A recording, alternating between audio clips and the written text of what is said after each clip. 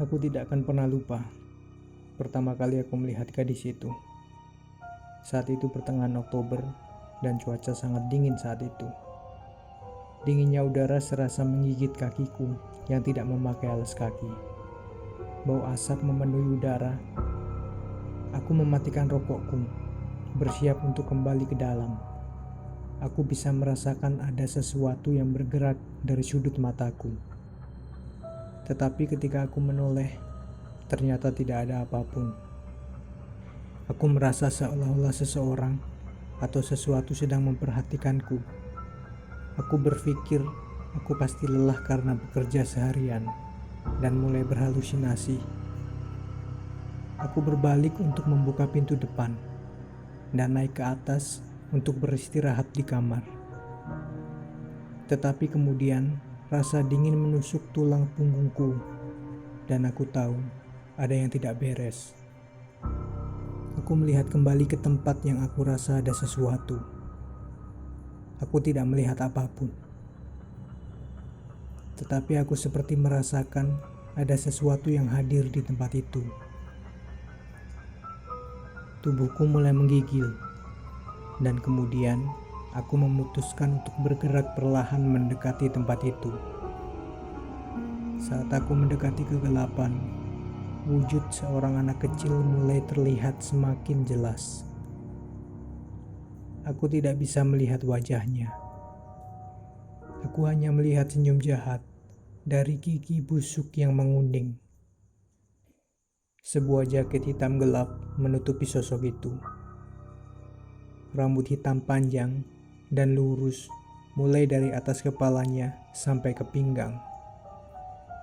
Aku langsung tahu sosok itu tidak baik, apapun itu.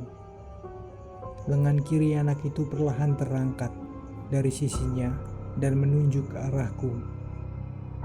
Saat itu aku langsung berdiri membeku. Aku berusaha berbalik dan lari ke dalam rumah.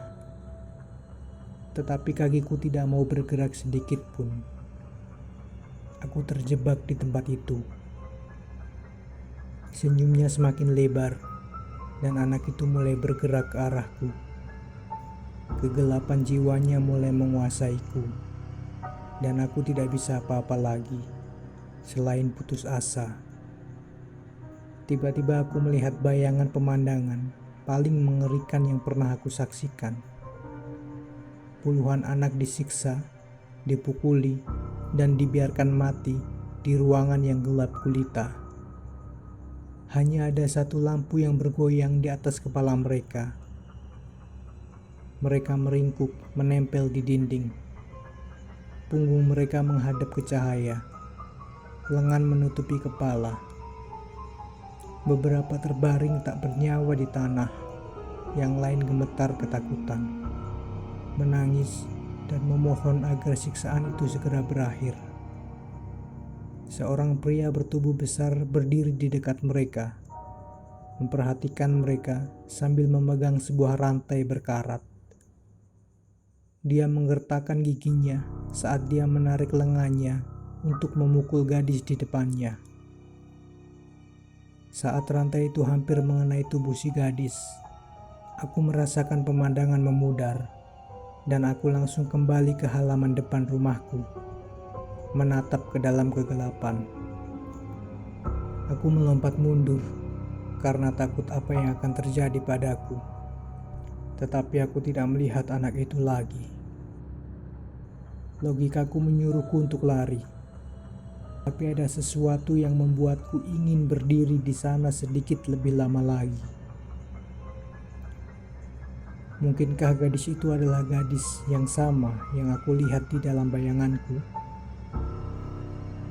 Aku melihat sekeliling untuk melihat apakah dia mungkin masih ada di dekatku. Kakiku masih tidak bisa bergerak. Aku tidak lagi merasakan kehadirannya dan aku juga tidak melihatnya di sekitarku. Saat aku mulai bisa bergerak, aku berlari ke dalam dan mengunci pintu. Aku tidak bisa tidur malam itu. Aku teringat semua yang aku lihat malam itu. Aku berusaha keras mencoba memahami apa yang terjadi. Apakah dia mencoba menunjukkan padaku apa yang terjadi padanya? Tapi kenapa dia tersenyum? Memikirkan hal itu menyebabkan kepalaku sakit. Aku telah menyalakan setiap lampu, membawa semua senter. Aku bahkan menyalakan beberapa lilin yang ada di rumah. Tidak akan ada lagi tempat gelap di dekatku malam ini. Aku duduk di tempat tidur dengan kaki menempel ke dada. Aku merasa ini hanyalah awal dari sesuatu yang buruk. Suara kicau burung di luar jendelaku pagi harinya membawaku kembali ke realita.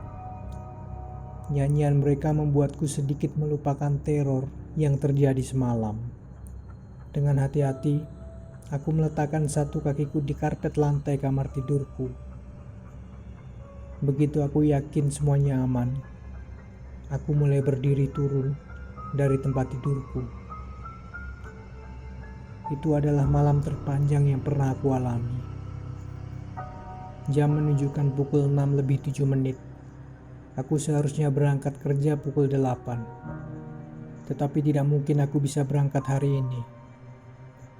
Kalau aku berangkat dengan keadaan berantakan seperti itu, orang-orang di kantor akan menjadi khawatir. Dan aku juga membutuhkan sebuah jawaban. Perasaan ini menggangguku, memaksaku untuk ingin lebih memahami apa yang terjadi. Aku memutuskan untuk mencari tahu kejadian semalam. Aku berlari ke komputerku dan mengetikkan alamatku. Aku pernah mendengar tentang tempat-tempat yang dihantui sebelumnya. Mungkin beberapa arwah terjebak di tempat ini karena urusannya belum selesai. Atau ada kuburan yang pernah ada di sini. Tetapi aku tidak menemukan apapun. Sebelum rumah ini dibangun, tidak ada apa-apa selain sebuah hutan. Aku menjelajahi internet, mencari artikel tentang rumah sakit terdekat, rumah sakit jiwa, atau panti asuhan. Aku bahkan mencari berita tentang seorang pembunuh atau penjahat yang terkenal dari daerahku. Tidak ada. Semua usahaku untuk mencari sebuah jawaban tentang apa yang telah terjadi telah gagal. Suara sebuah jam di belakangku terasa semakin keras. Aku menoleh ke belakang dan ternyata sudah jam 8 malam. Kegelapan malam telah menyelimuti. Semua yang aku rasakan pada saat itu adalah ketakutan. Kursi tempatku duduk berputar saat aku mulai berlari ke atas, bertekad untuk berlari kembali ke kamarku yang terang. Tapi saat itu, aku merasakan hawa dingin yang kurasakan malam sebelumnya. Tubuhku terkunci di tempat. Kakiku gemetar begitu keras hingga aku hampir tidak bisa berdiri. Keringat dingin mulai menetes dari setiap bagian tubuhku. Anak itu telah kembali. Aku bisa merasakan matanya yang jahat menatapku. "Apa maumu?" Aku memberanikan diri bertanya. Suara yang keluar dari mulutku sangat pelan, seperti sebuah bisikan. Aku berbalik menghadapnya. Aku ingin mendapatkan jawaban yang sangat aku butuhkan. Di belakangku hanya ada kegelapan. Tapi aku tahu dia sudah dekat. Aku bisa merasakan bahwa dia akan datang. "Kenapa kamu datang ke sini? Kenapa menemuiku?" Aku mencoba bertanya lagi. Hanya ada keheningan sebagai balasannya. Aku melangkah keluar ke lorong. Aku harus menemukannya. Pikiranku melawan keinginan tubuhku untuk berbalik dan lari. Keingintahuanku mengalahkan akal sehatku saat aku mencari ke segala arah. Dan kemudian tubuhku membeku lagi. Dia muncul dari kegelapan. Jarinya menunjuk ke dadaku. kali ini tidak ada senyuman. Tangannya yang lain menyentuh wajahnya. Dia mengangkat rambutnya untuk memperlihatkan bekas luka dan wajahnya yang keriput. Sebuah bayangan rambut masuk ke dalam pikiranku. Aku merasakan sakit yang amat sangat, seolah-olah rambut itu melilit otakku. Rasanya seperti berlangsung berjam-jam. Kemudian berhenti saat wajahnya menoleh ke arahku. Tangannya melepaskan rambutnya agar menutupi wajahnya lagi. Seharusnya kamu tidak mencoba mencariku. Sebuah bisikan terdengar di benakku. Mulutnya tidak bergerak, tapi aku bisa mendengarnya berbicara. Dia menurunkan tangannya yang menunjukku. Kemudian aku langsung pingsan.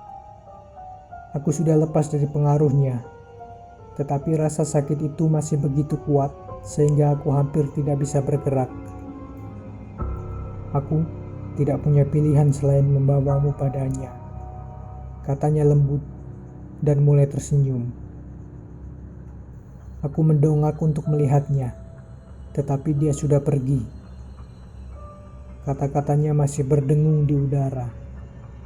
Dadaku sesak, kepalaku terasa seperti mau pecah, dan kakiku tidak bisa bergerak.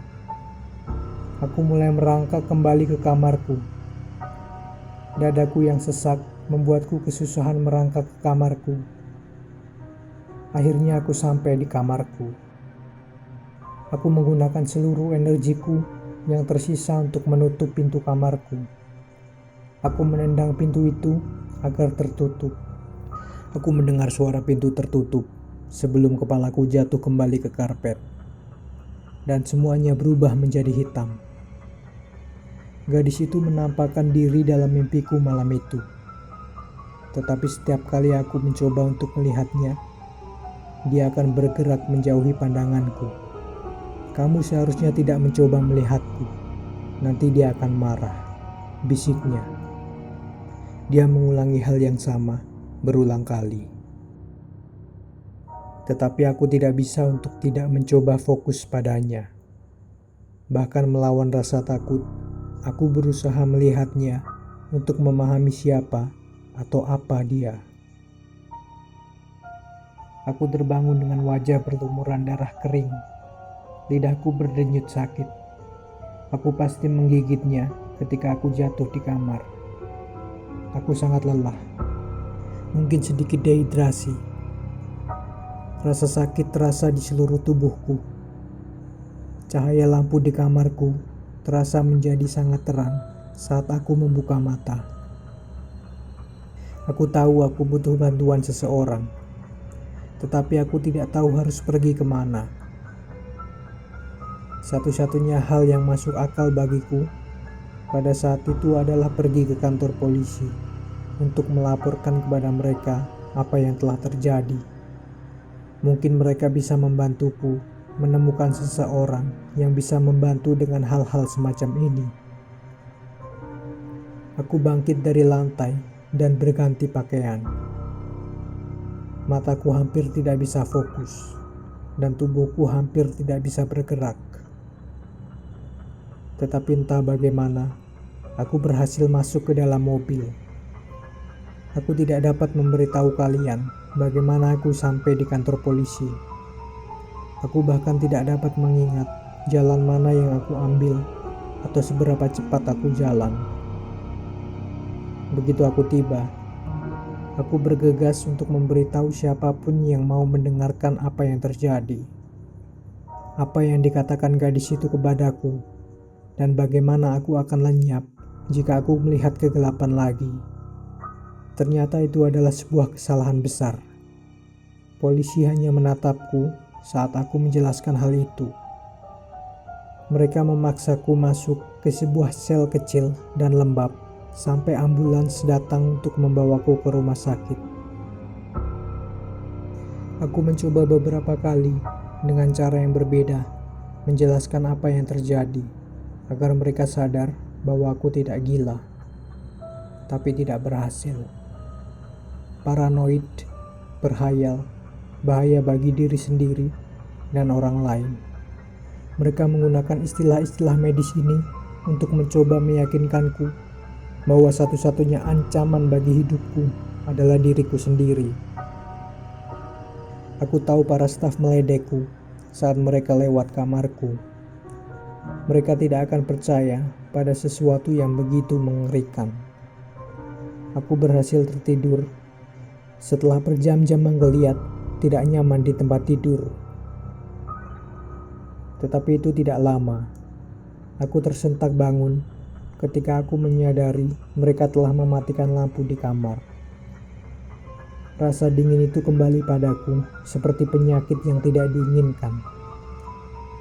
Saat itulah aku mendengar dia berbisik lagi. Dia datang mencarimu sekarang. Suara itu masuk dalam pikiranku saat aku melihat melalui jendela. Dia tersenyum jahat, berdiri menatapku. Apa yang aku dengar selanjutnya membuatku sangat takut. Langkah berat dan lamban mulai bergema di sepanjang lorong sayap rumah sakit. Aku tidak dapat melihat apapun kecuali kegelapan. Tetapi aku tahu aku sendirian. Lantai bergetar mengiringi langkah kaki berat itu. Setiap senti tubuhku gemetar. Aku buang air kecil tanpa sengaja yang membasahi kaki dan sprayku. Aku berteriak sekuat tenaga, memohon bantuan. Tenggorokanku tiba-tiba tertutup dan aku tidak bisa lagi berbicara. Sekali lagi tubuhku tidak dapat digerakkan. Gadis itu telah mengendalikan tubuhku. Langkah kaki berat itu semakin mendekat. Suara langkah kaki itu terdengar semakin keras.